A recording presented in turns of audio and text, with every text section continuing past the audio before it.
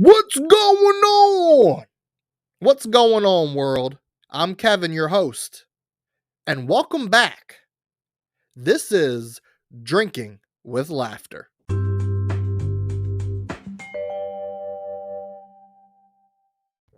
Hello, world. Everybody, anybody, any person that's a body who is listening, hello. Welcome back. Welcome back. Yes, DWL, my folks. It's Drinking with Laughter. How's everybody's week been? It's the weekend. It's the weekend. It's the weekend. Oh, it's been a week. It's been a week. It's been one of them weeks, people. You know, I don't know if these previous episodes, I know I've been letting a lot of shit fly, a lot of this podcast I explained to you guys is very just comedy based. And it's also just very laid back, loose, but it's also very much to the truth. So, I just had them weeks, man. This is just how I'm feeling. How are you feeling? How are the listeners feeling? Did you guys have a great week? Maybe you did. If you did, you need to celebrate this weekend. You need to celebrate. Because I think we live in this world, this society that it's just so negative, so pessimistic. I don't know. I'm getting a little off track here. I'm feeling a little deep. I'm feeling a little I'm not gonna try to be scared from it or shy away from it because I'm a male, but feeling a little emotional this week. That's just how I'm feeling. I told myself when I started thinking about creating a podcast that I wanted to do something that was going to be true to myself and original. Not fake, not try to put on this smile every episode and try to just always like just be grasp to make people laugh. Sometimes you're just not going to make someone laugh. Sometimes people don't need to laugh. Sometimes people need a shoulder to cry on. Sometimes people need just someone to vent to, an ear. Sometimes you just need to listen to someone. So, what's been going on with my week, huh? I'm sticking to this new workout regimen. It's tough. I get up before work. I go to the gym. Spend about 40 minutes to an hour there. Go to work. Clean up. Get ready for work. Go to work. When I come home from work, change, and I go play basketball for about 40 minutes to an hour. Sometimes I meet up with some friends and play a game of 50. You remember that? You remember that as kids in high school, middle school, elementary, when the gym teacher taught you the game of 50? My friends and I, we try to, we know, when we don't think we're that old until we get out there and do something physical. And then we're like, oh, damn, we graduated 2016. Man, I can feel it now. So we try to stay in tune with our youth. And what do we know as a youth? Is when we were in gym class, we played that 50, that dodgeball. Yeah, we did that. So sometimes we'll spend an hour or 2 hours. If I'm with my friends, I'm pretty much there at the basketball court for about 2 hours. And in the moment, I am alive. I'm alive like a tiger is alive in the wild. But come that AM the next morning, man, I am hurting. I'm hurting. What was the age that you guys realized you were old? My dad always tells me this story. I remember growing up, and I'm sure maybe he's retold it as an adult, but I specifically remember being a teenager hearing him telling me this, and he said, when I was this him speaking to me when I was a kid, when I was a teen. He said, when I was your age, I could just, go, go, go, go and eat all this stuff, and it was fine, and nothing ever happened. And then I got to my 20s, I could do the same thing. I work, work, work. I go do, physical activity, yada, yada, yada. I'm good. I ain't hurting. I can eat all this stuff. And oh, it was so good. And then about my 30s is when I hit and I started realizing, oh wow, if I eat all this, I'm seeing the calories now. I'm seeing it packed on in my body. So my dad, I kind of relate that story when my dad told me that oh, my dad realized, he was getting to be old somewhere around the 30s. Like, oh, I can't go out and just do all this, eat all these great foods that taste delicious, even though I may be doing a physical uh manual laboring job. It's not enough. It's not burning everything. I'm still packing on these calories.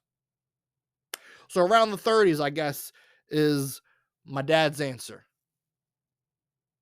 What have you I don't know the age range of my listeners, but do you have an age where you were like, wow, I'm getting there. I'm old, I'm feeling it. I was born in 1997. The age I've realized that I'm getting there, getting old, is probably 26. Yeah, so right now, if you do the math, yeah, right now I'm 26 now, so that's yeah. I get up in the morning and I got knees and elbows cracking and popping, joints. The joints are playing Dr. Dre hip hop beats. I mean, it's just not normal. I feel like in your 20s, it's just not normal. But people, it's happening. If you're listening, I'm telling you, it's happening. And I don't know what to do about it. I stretch. I stretch morning and I stretch afternoon. I stretch between before the gym, and I stretch before basketball. I don't know. I don't know, people. And I noticed I packed on calories in my probably a couple years ago, so early 20s. 26 right now, mid 20s. I feel like 25, 26, that's mid 20s. I probably started noticing around 23, 24, so that's early 20s. That's when I started noticing that I wasn't losing those calories. And it's hard, man. It's because they make healthy foods. So I mean, I know I probably talked a little bit about this last episode, but they just make healthy food taste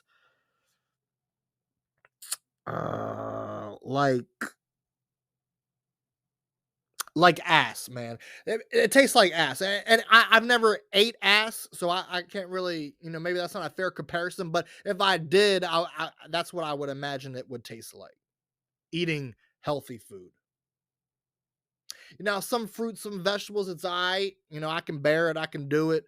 But the rest of the green plate, the rest of the vegetable plate, fruit plate, I just can't do it. I gotta pick and choose. I gotta pick and choose. So that's what's been going on with me. Um,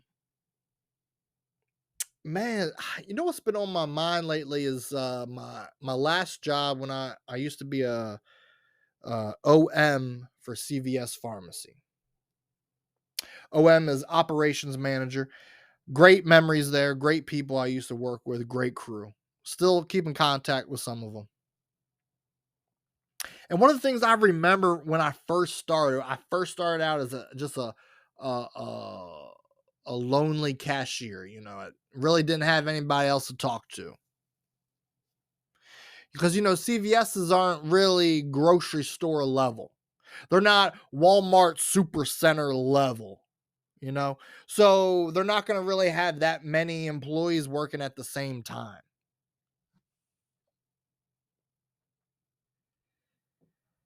And so yeah, when I started out, it was just me, and I came in one day for my shift, clocked in. Manager was up there. She was like, you good? You need to get a drink of water before I leave up front here, and you got the front register. Do you need to go to the bathroom or anything? I'd say, yeah, let me go to the bathroom. And people, I'm telling you right now, that was the wrong choice to do. It was a mistake. Because I went into this bathroom, this, and around that time, that management, they didn't really seek to have a public bathroom versus an employee bathroom. It was just all everyone. I mean, employees use this bathroom, customers use this bathroom, walk-ins use this bathroom, people that weren't even shopping. I'm pretty sure some homeless people were even bathing in there at one point. And that's cool. I mean, they really got nowhere else to bathe. I mean, it's only so much you can do with them. So I ain't trying to shit on them, but yeah. So this was at a time in our management for that store that the manager really just didn't focus, I guess, their attention on changing that. You know, reviewing those policies.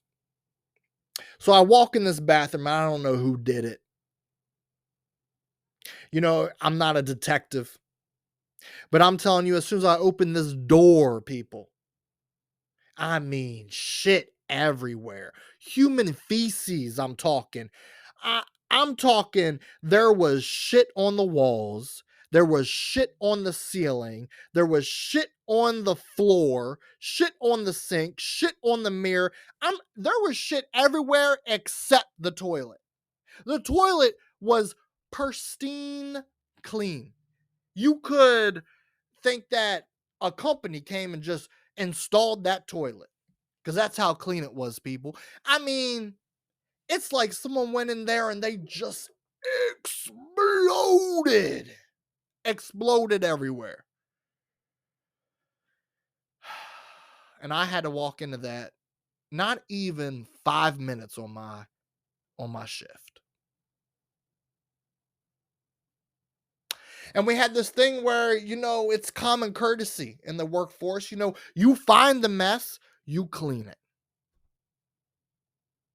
But a lot of these retail people, these retail companies, they, a lot of them just find the messes and they just, act like they didn't see it. But that wasn't this store. That wasn't 3043 in Arnold, Maryland. No, sirree. We were a family. I came back out. I said, hey, manager at the time, her name was Brittany. I said, hey, Britt, I can't come up here just yet. I got to get some bleach. I need some latex gloves. She said, why, Kevin? What are you doing? I haven't even given you anything yet to do. I said, Britt, you go walk back there and tell me if I don't need bleach. I said, someone shit everywhere but the toilet. Like their human intestine just exploded. I mean, I'm talking a whole entire human turd dangling from the ceiling, just dripping.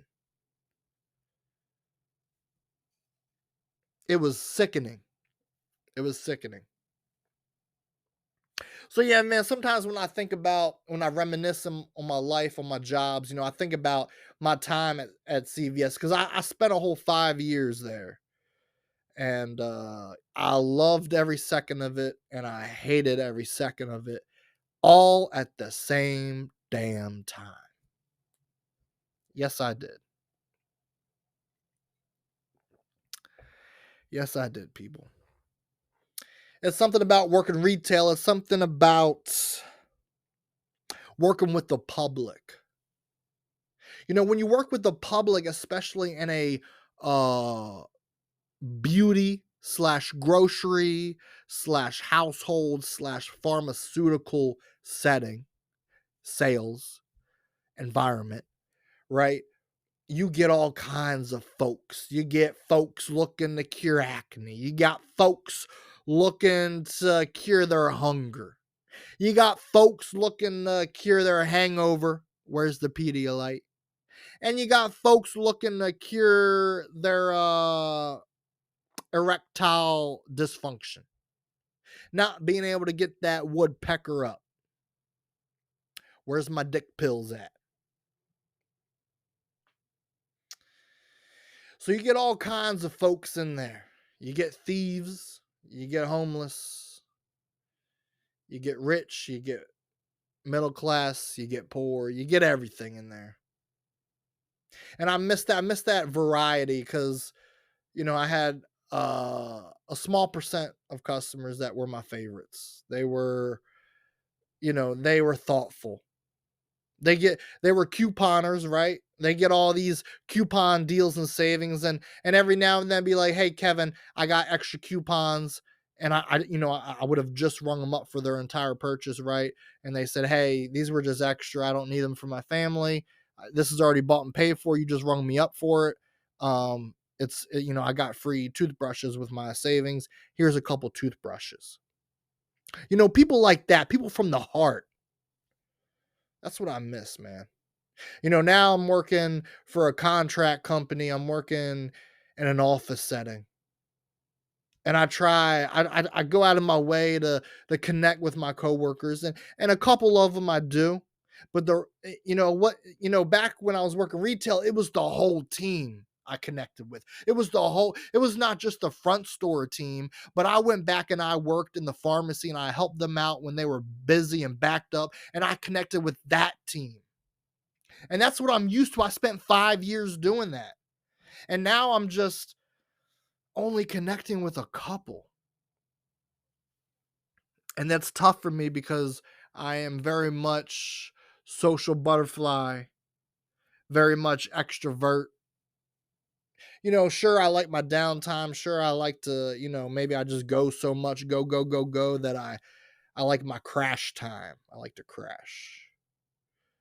But I'm very much always down to go out. I'm always down to hang with people and meet their people, meet new people. They're new people to me. I'm very much about that, and it's tough when you work somewhere and you don't really get to connect with your entire team. At least for me, for someone like me. But what else been going on, man? Yeah, so like I said, I've been working out at the basketball court after work. A couple days ago, I pulled in, right, and sometimes there's these vehicles there, and they're parked or whatever. That's cool. And this particular day, it looked like it was a couple, right, a female and male, and they were hugging on each other when I first pulled into a parking spot a couple spaces away from them. They were kissing a little bit. Really didn't pay much attention to that. And I get out, I'm walking up to the court. And as I'm, getting warmed up or whatnot, I still see them out there. They stay out there for about probably half the time that I'm there. That day, I think I spent about 40 minutes at the court. So they were there for a good 20 minutes. And it's almost like they were like, at first I thought someone's going on a long trip. They're saying their goodbyes. Cool. Then I got to thinking, I'm like, well, if they're a couple, if this is all legal, if this is all upfront and honest, why aren't they saying goodbye at his house, her house, or their house? Maybe they live together, maybe they don't. I'm thinking, why are they at a park? And I mean, it's getting hot and heavy. Like they're just I mean, I ain't gonna lie to you people. I'm kind of getting hard. I'm kind of getting turned on. I mean, it's like watching a porno live if a porno was with all their clothes on. Cause I mean, they're just getting up in it. I mean, come out for a breath, something. Just damn suffocate. I mean, God. Hands are all over the bodies. I mean, she's throwing him on the car. He's throwing her on her car. I mean, it's just chaos. And then I'm thinking, well, these two they seem like they're married, right? They seem like they're married, just not to each other, if you catch my drift. Like, why are you meeting in secrecy at a park? Clearly, one of you, if not both, are married to someone entirely different that is not at the park. That's the only thing that makes logical sense to me. I just don't get it, people. I don't get it. It was, I mean, like PDA, cool, right? Peck on the lips, maybe a little slap on the ass, whatever. Cuddling, arm links together, arm around shoulder, jump up in the air and onto your man, and he catches you, like that's fine, that's cool. But I mean, to do what these folks were doing, it was like I almost felt like I really just wanted to go up to them and be like, hey man, I call next. Can I get a turn? But I didn't. I didn't. I respected either I respected the adulterers, or I respected the couple, the happy couple. I don't know. I'm it's not for me to judge or for me to say what it was. I'm just telling you what I observed. That's what I'm here to do. I'm just here to tell you my thoughts, people. That's my podcast. I'm just here to tell you what I observe and what I think. That's what's been going on this week. That's what's been on this week. How's y'all's week been? I hope it's been great. If it hasn't, that's okay.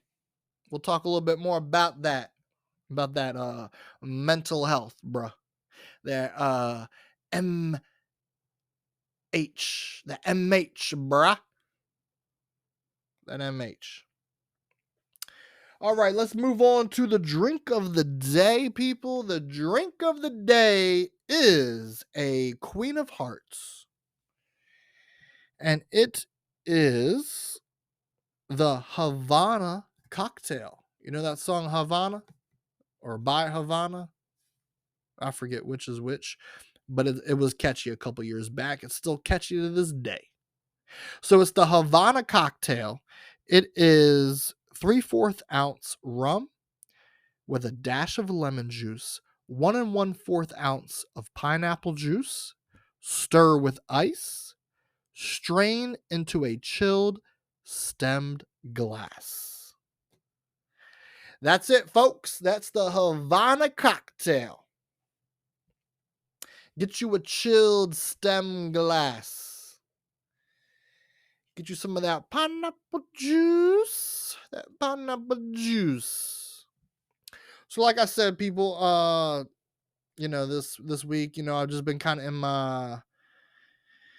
maybe too much in my head. I don't know. I've been having some one-on-one talks with some people in my family.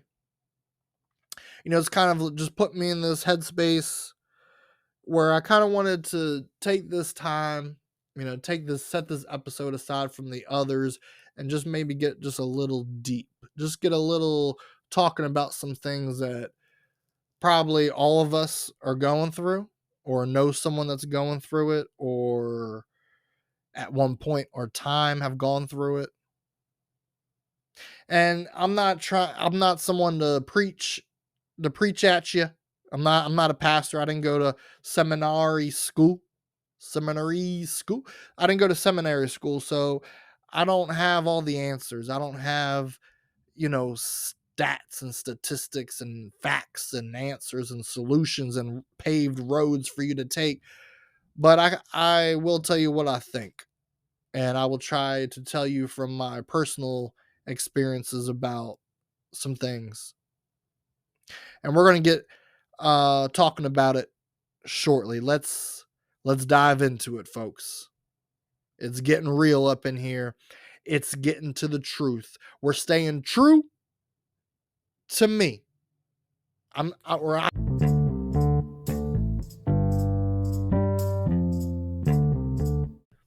Yeah, so I'm still learning. Sorry about that, guys. Got a little cut off there.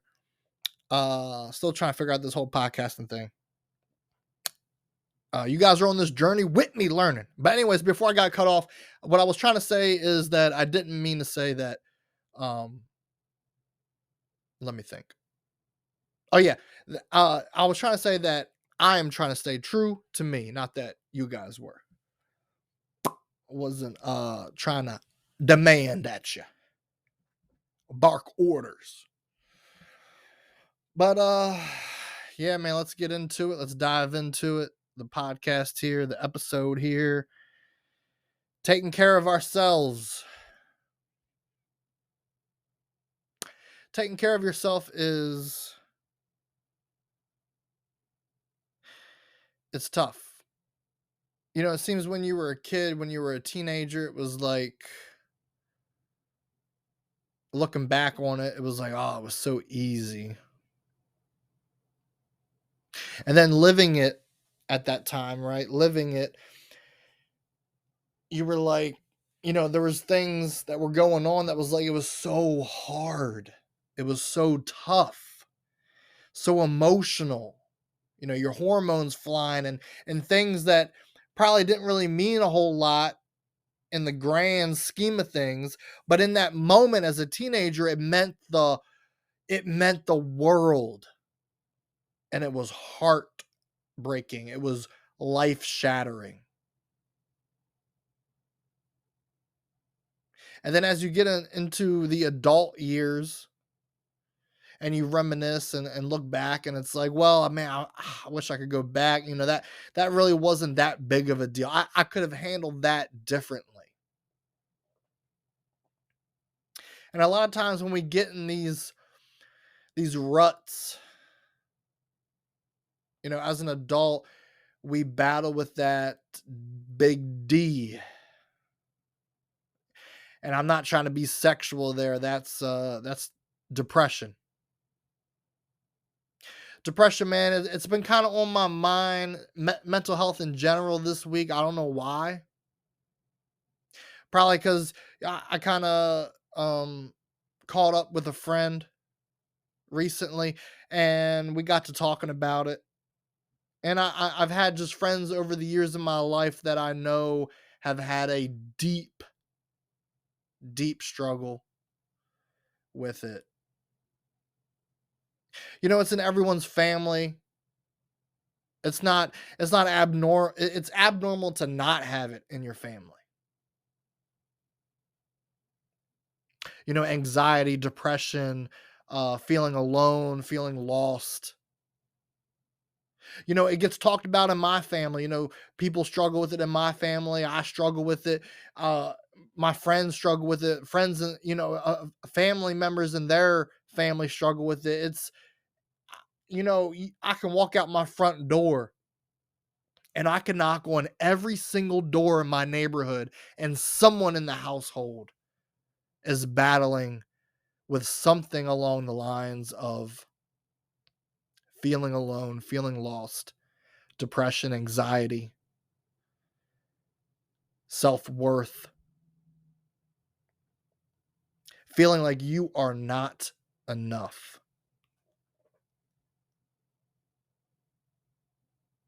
And that's tough. I'm not a psychologist. I'm not a therapist in no means, no way. I don't have answers. But what I can tell you is from experience, from my own personal experience. That's what I made this podcast for. This is just thoughts that enter my brain. This is how I interpret things in the world, how I think about things that happen in my life, my thoughts, and my observations as I live my life. So, this isn't a podcast that's going to give you a solution. Maybe you can find something in this episode or in this podcast in general that helps. If you can, great. The more power to you. But I'm not trying to preach at you. I'm not trying to tell you do this, stop doing that, drop this, drop that. I'm just trying to speak from my heart, speak what's on my mind, and speak from my experience, my current, my past, hell, even my future. Maybe I can predict it. I don't know. But mental health is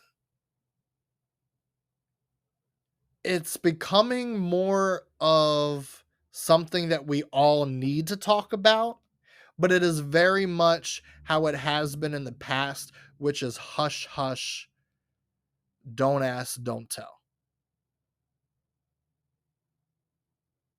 You know, you got depression? That's a little crazy. Let's just not talk about it. Whether it's at work, whether it's in school, whether it's in sports, you know, it's not something that really has peaked popularity. Like you got 10K followers on IG. That's something everyone wants to talk about. But you're struggling to find happiness, you're struggling to find a purpose. That's just not something a majority of people want to really discuss.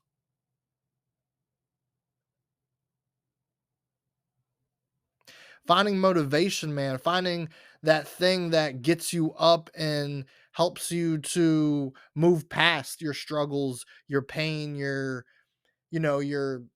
situation. That's hard. It's tough. It's tough to take care of ourselves.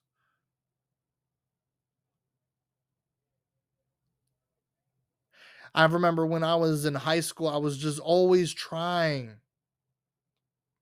That was me.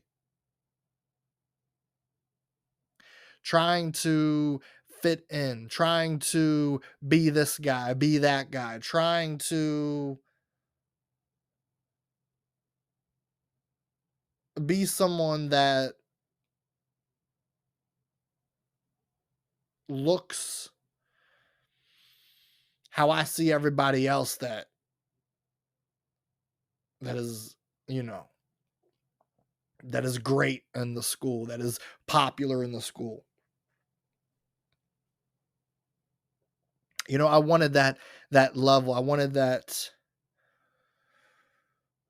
I think we all just get in this rut where we just live. Part of our mind lives in, I call it comparison island. And we constantly see people in our lives, people that we interact with, people that we pass, and we compare. You know, oh man, if the clothes on my body just fit like they fit on that person, you know, then I'll be happy. You know, if I could just walk into a room or walk in front of a crowd of people and, you know, just get smiles and laughter from them, then that's enough. That's it. I'll attain that and I will be content.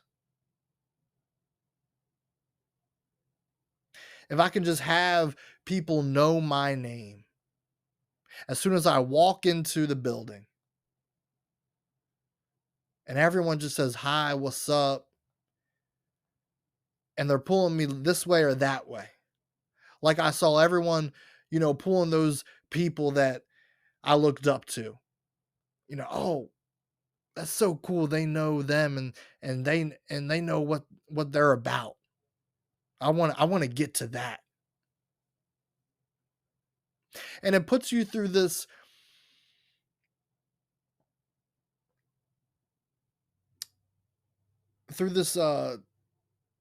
circle.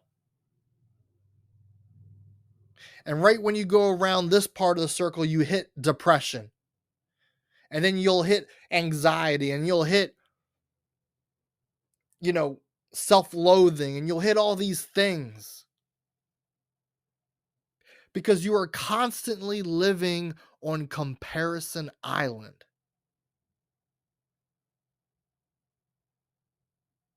And it's tough. It's tough to find your way out of that vicious circle. It's tough to climb out of that and not get drawn back into it. And I think, you go through that maybe at a young age, maybe as a teenager, and you get into the adult years and you get stuck in this mentality, this way of thinking that I don't want help. I don't need help.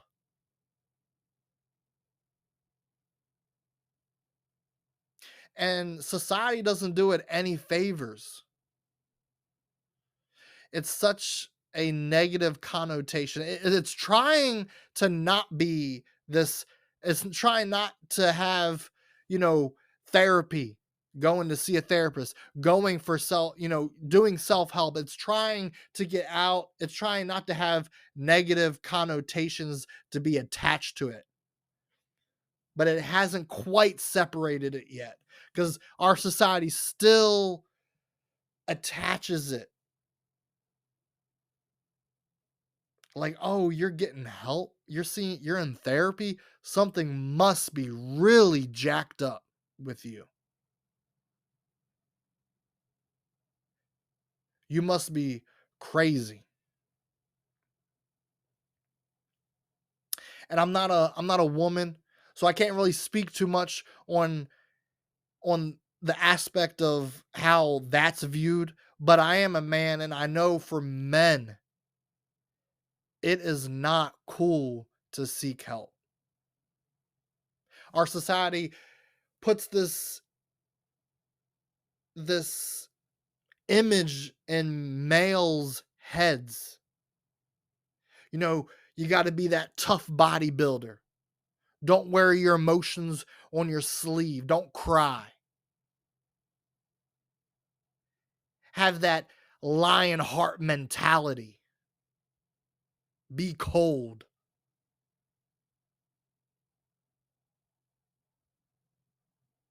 And that's just not true. It's just not beneficial for anyone around you.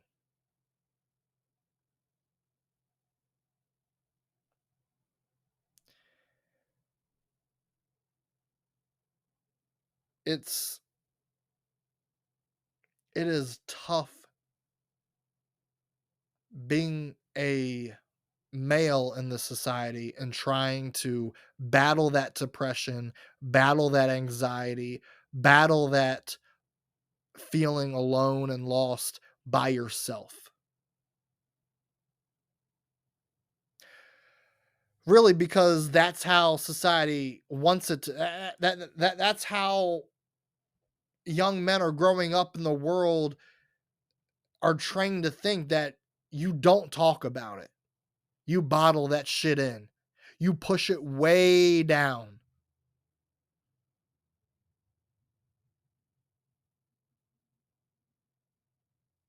And it's not healthy. At some point, you're going to crack. At some point, you're going to, everyone has vices to cope with how they're feeling. At some point, you're going to turn to something that is going to ruin what you are trying to build. Whether it is you have a family, wife and kids,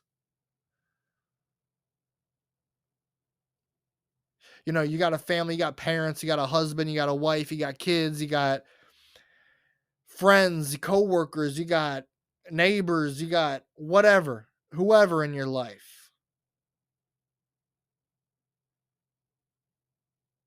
And when you become addicted to those vices,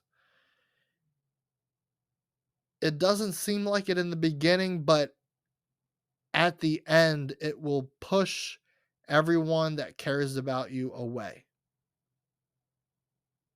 And all this time fighting this fear of never wanting to be alone, and I don't I want love, I want to feel love, and all this time fighting that, if you just give in to those vices, that's what comes true. Eventually, after a living a life of that, you'll be alone. And it's earth shattering, it's heartbreaking. I try to be there for my friends. I try to be understandable to certain things that I just don't comprehend. I've had some depression in my life. I've had some feeling lonely and feeling alone and lost in my life. I haven't quite felt true anxiety. And I have, people that I know, whether it's family or friends, that have that, and I try my best to be sympathetic and understandable, because I just don't really know the entirety of what anxiety looks like. It doesn't look like anything. That's the thing with these mental health issues, these things that we battle. They can take so many different forms, and it's hard to have friends that you try to connect with, and sometimes you don't really, some stages you just don't know, you don't feel connected.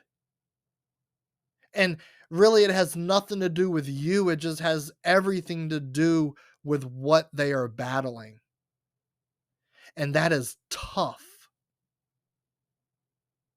That is tough, to have to realize what they are carrying on their shoulders.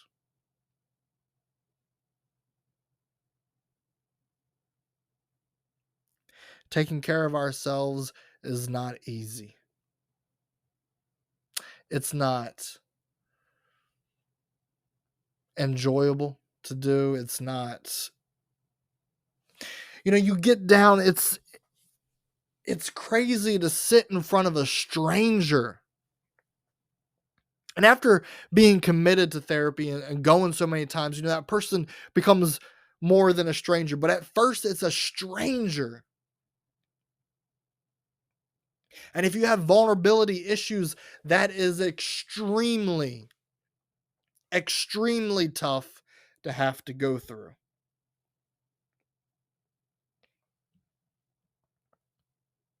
It's not fun. It's not something that someone can look forward to.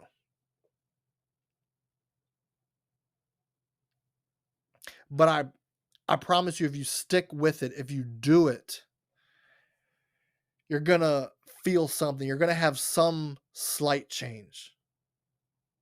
And that's just from experience. I'm not telling you to go and do that, but I'm telling you, if you do, I can promise you'll at least have a slight change, if not more.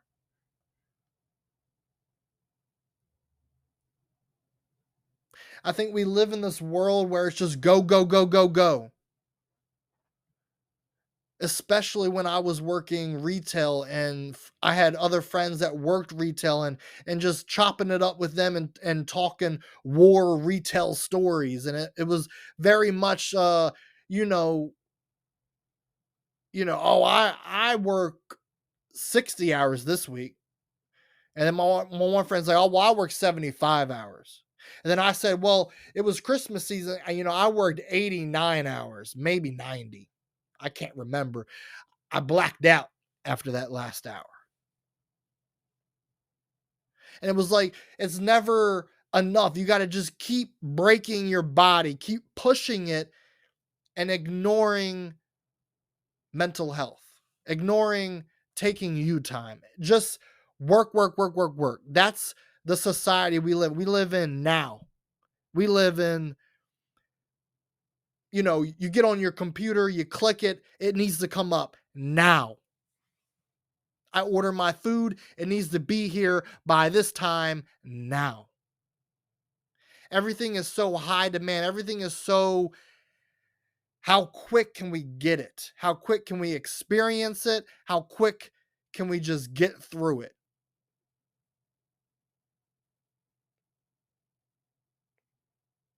And I feel like that is just detrimental detrimental to our health. It's conditioned it's conditioned ourselves to not really feel. Put all that shit on the back burner. Don't think about it. Don't worry. Just ignore. And I really wish I had a solution. I wish I just had this golden ticket and I could make 1,000 million billion whatever copies and just, hey, here, do this, do that. But I don't.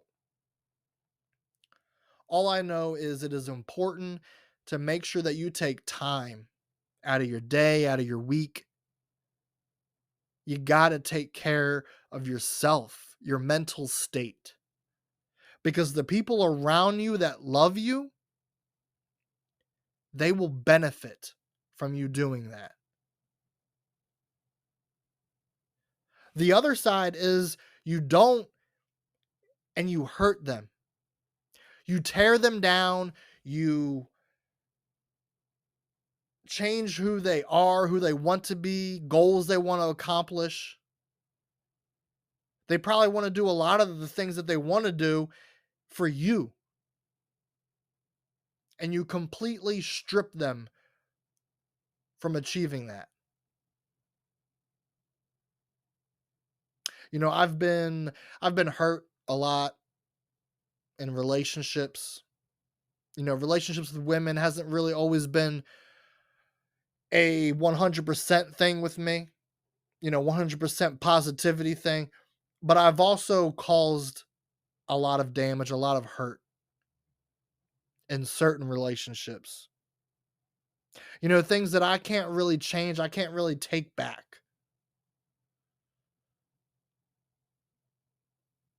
And a lot of people like me are going through that same thing. And it hurts. It is part of your regret baggage. Your suitcase where you pile in this regret, this pain, that pain. And it's mixed with a lot of other stuff.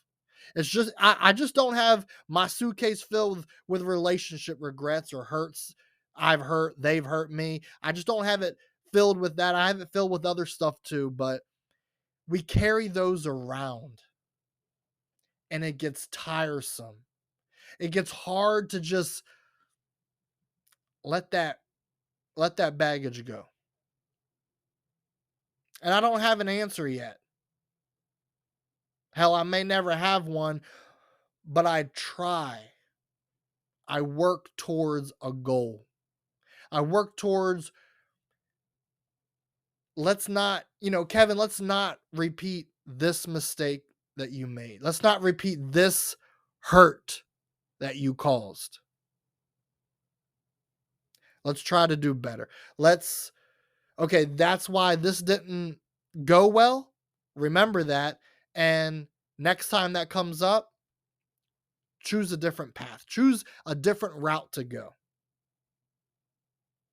And I'm not perfect, people, and I know you guys aren't either. No one is.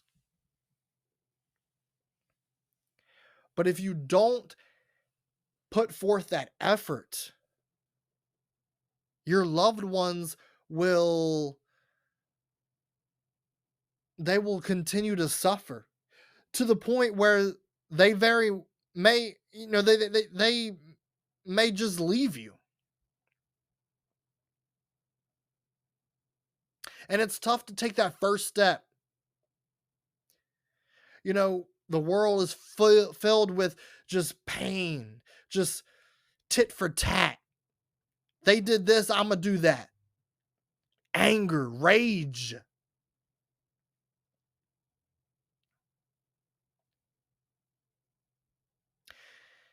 The world's filled with it. And it's tough to be that person in a relationship, a marriage, a friendship, being a parent, whatever it is. It's tough to be that person to be like, okay, I want anger. I want pain and suffering, but I'm going to choose something different. I'm going to choose to put forth effort. Even if I don't feel 100%, even if I don't feel entirely happy, I'm going to at least try. Try to better myself and the people around me that love me.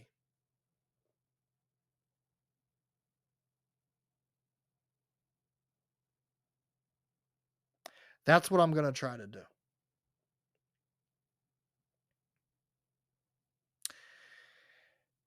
Yeah, so that's kind of my thing. That's kind of my view on mental health, on taking care of ourselves. It's tough, I know. I Some days I get up, some weeks, hell, I don't I don't want to think about I feel like sometimes pain and suffering just feels so comfortable. And it's crazy to think about because pain and suffering is so negative. So why is something so negative so damn comfortable?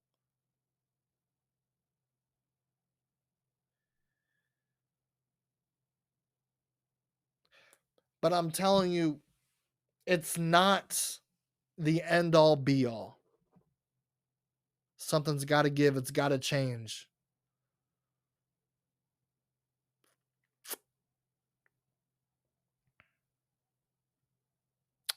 That's my view on it, folks. That's my view on it. I know this episode's been a little different than my last previous ones, but like I said from the get go, from day one, from day one, from my first episode, I said that whatever I'm feeling, I'm going to be coming to the episode with that. And most of the time, I am a very laid back, comedic person. I love to laugh, you know, love to just let loose, talk about wild shit. But every now and then I get something in me. I don't know. I just something's just in me where I feel strongly about certain things. And I, this is my podcast, so this is just how I'm feeling today, this week. That's what I wanted to talk about. That's what I wanted to talk about. So I hope everyone's doing well.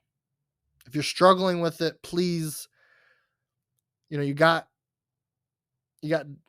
times where you're depressed, you're down. You're struggling with depression, struggling with anxiety, struggling with regrets, pain, suffering. We all struggle with it. Seek help, please. Make an effort. It is definitely the better option than sitting there wallowing in it, because it not only hurts you, it hurts everyone around you that cares for you and loves for you.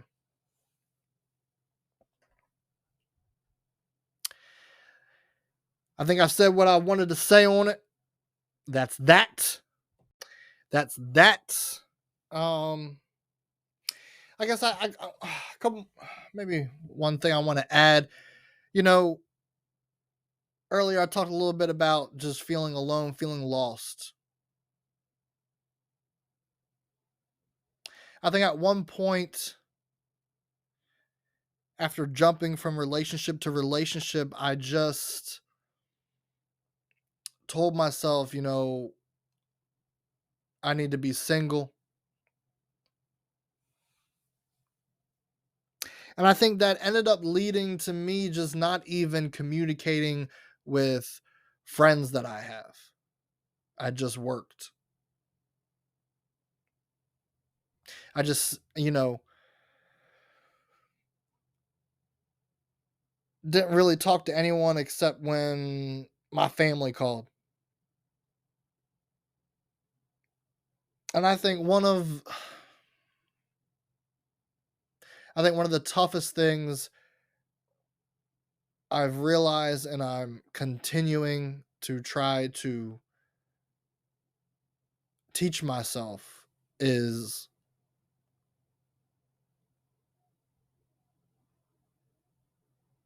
that I don't want to be alone for the rest of my life. And that's a powerful sentence to have to openly say. And it's tough because when you go through something and you just kind of just go to work and come home, go to work, come home, and you do that for so long, it's tough to it's tough to enter back out into that world of try to make new friends, maybe even try to go on some dates. It's challenging to do. It is almost it goes back to that comfortable thing, that pain and suffering is so negative, but it's so comfortable. Being alone for so long, it's so not what I want, but yet it's so comfortable, it's familiar, it's what I know. And it's one of the toughest things that I've realized and that I continue to teach myself, is that I do not want to be alone.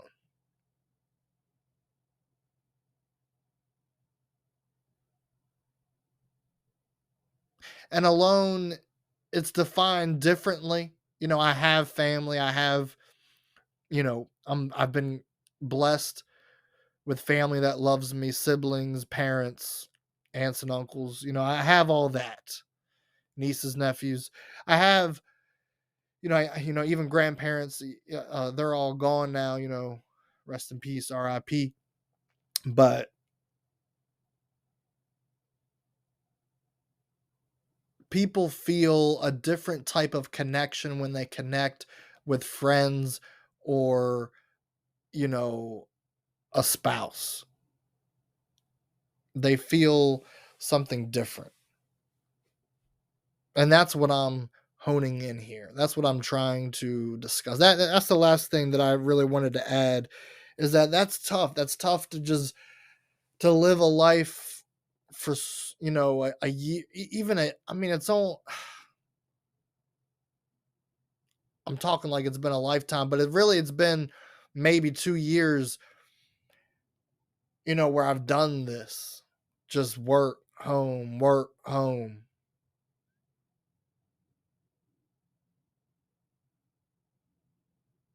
you know, wallowing in that.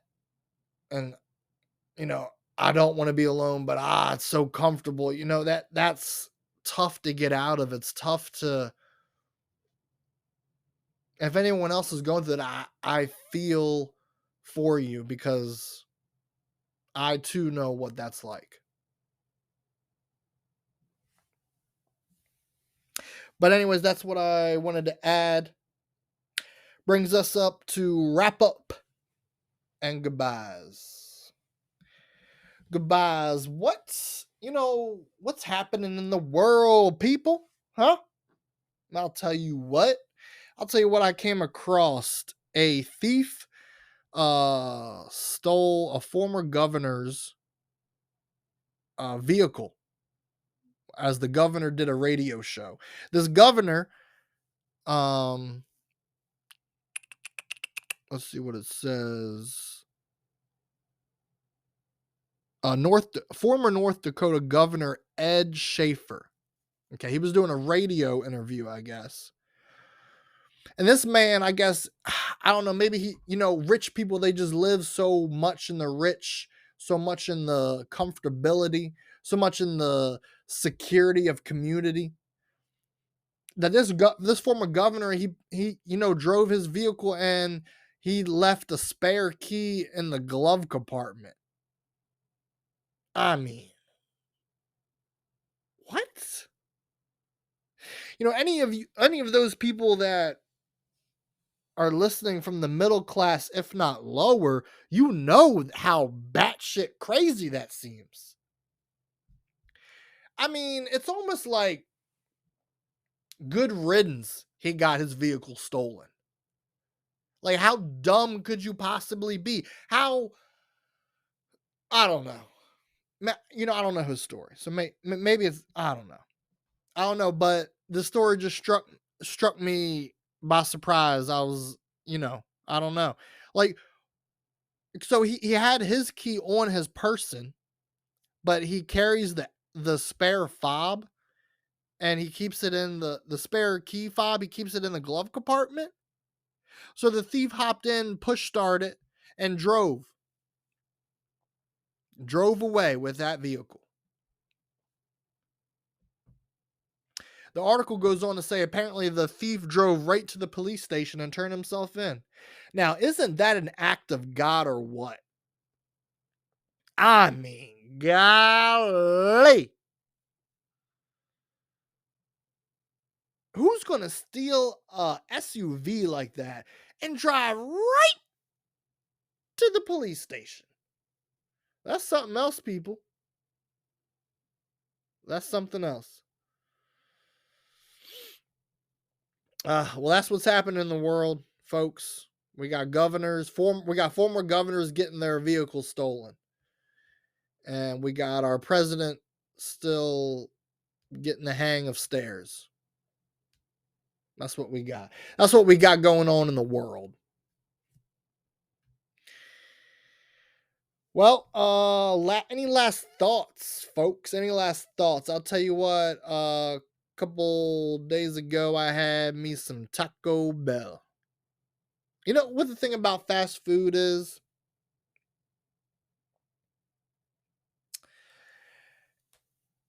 I've noticed that fast food really ain't as fast anymore. I mean, it used to be that you pull up, you order, you pull to the window, you exchange payment, they give you your car back with your drink, and you wait a couple seconds and they open that window with your food and you peel off. That's it.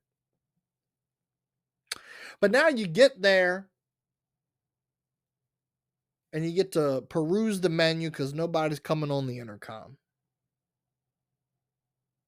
And then they finally come on the intercom. Oh, thank you for coming to Taco Bell. How can I take your order? And you give them your order. And then you pull around, you wait. And then they open the window, take your payment. And then you wait. They give you your payment back, no drink, no food, no nothing. and you wait. And then they give you food and your drink. We're spending a little extra time now. A little extra time. And that's fine. As long as my order's okay. As long as my food's hot, excuse me. That's fine. But I'll tell you what, Taco Bell, bro, I had some TB. That's not tuberculosis or however you say tuberculosis. It's not that TB. It's the Taco Bell. I'll tell you what, anytime I get Taco Bell, it is drive-through only. Why? Because I take that straight home. Why? Because after I'm done eating, I gotta explode on the toilet. I'm telling you, it is immediately like I take my last bite and swallow. I can't even finish my drink. It's like my body just knows as soon as it consumes the right amount of Taco Bell that I always get. I gotta shit, bruh. And it's an angry one. Taco Bell don't like it. Don't like the human body. But it tastes so good. It tastes so good. And another thing is I've seen people before, maybe even known a person or two. They go to Taco Bell, they just get one or two things. I don't know anyone in their right damn mind that goes to Taco Bell to get one thing. One thing? You're gonna get one thing from Taco Bell. Nah, bitch, load me up with that quesadilla, that chicken quesadilla. Give me give me them dippers. I want that beef taco dipper. Give me a chicken ranchero burrito. Give me a 5-layer beef burrito. Give me them nacho fries. Nacho fries. That's like they teasing you. They is teasing. How they gonna bring something like that? That good, that wholesome, and they just gonna bring it every now and then. It's like you've already given us the whole thing. The tease is over. Just leave it. Leave the nacho fries on the menu. But they don't. They take it away, people. They take that goodness away.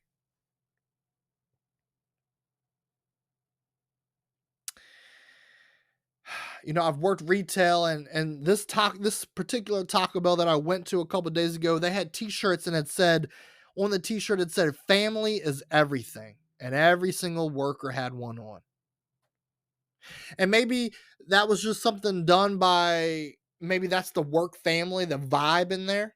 But these were professionally done. It had the Taco Bell symbol on it and everything. So it was clearly done by corporate, by the Taco Bell corporate.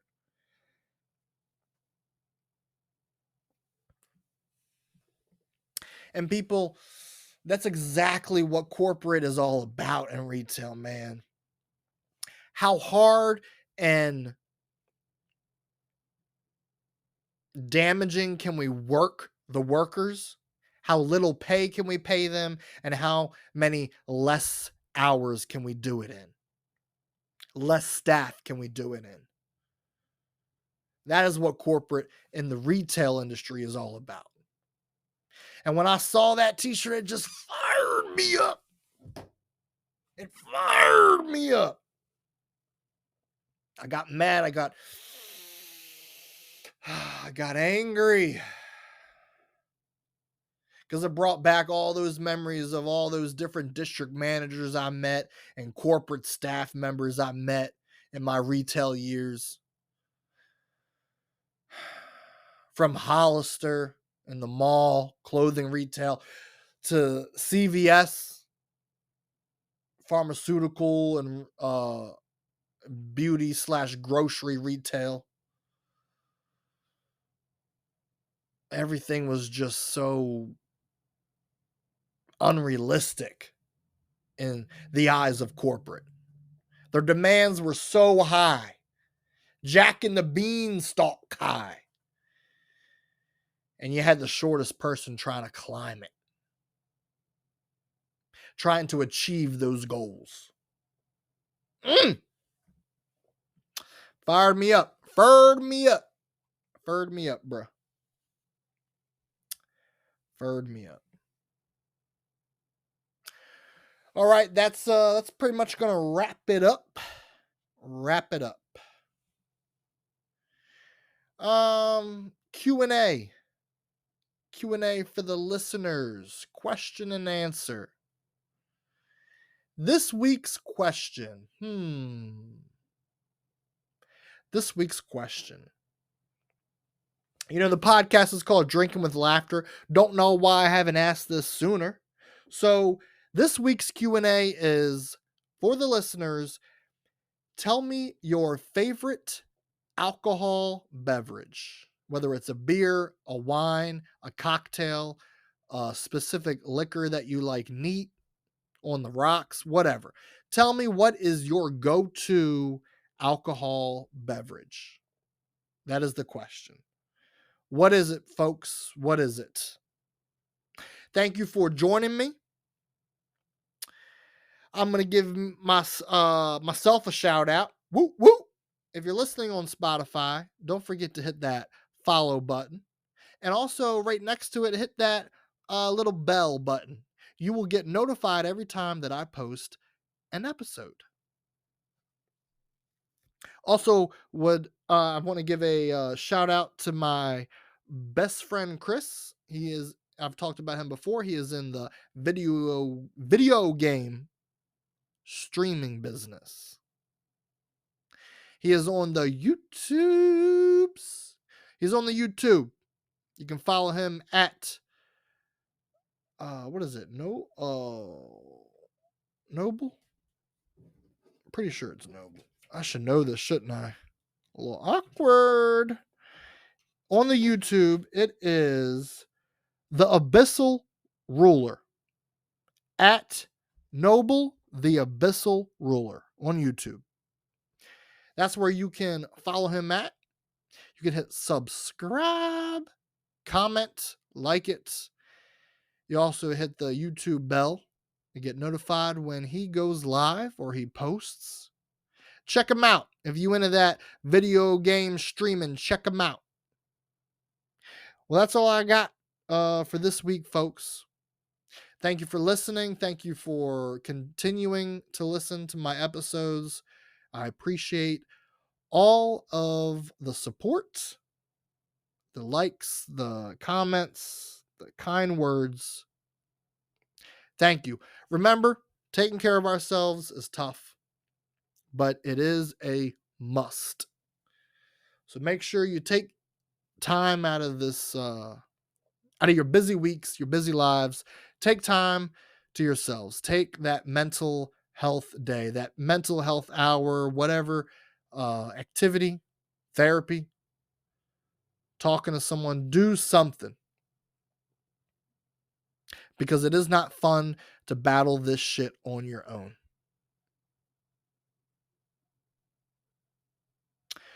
All right, you know what the drill is. Peace and love, folks. Peace and love. Try to make somebody laugh, make someone smile, make their day. Be that person that adds laughter and smiles to the world. Peace and love, folks. Peace out.